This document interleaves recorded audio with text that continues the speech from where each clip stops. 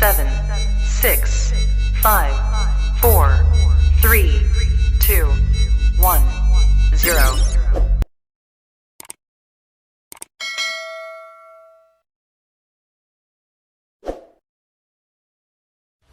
السلام عليكم ورحمة الله وبركاته متابعينا الكرام، أهلا ومرحبا بكم في فيديو جديد ومباراة جديدة واستمرار مباريات دوري أبطال آسيا للنخبة.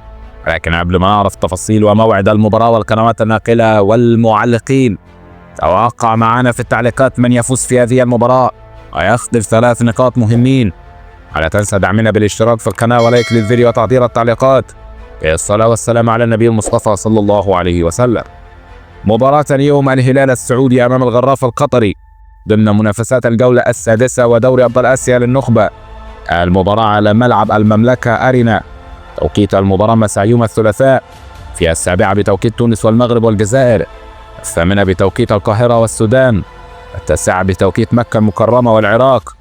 القنوات الناقلة SSC1 HD والمعلق فارس عوض، وSSC1 HD والمعلق محمد حسين، وبين سبورت AFC والمعلق عامر الخضيري، وقناة الكأس 9 والمعلق خالد الحلدي، أبو ظبي الرياضية آسيا 1 والمعلق عامر عبد الله، والقناة الرابعة 1 والمعلق عباس الزركاني.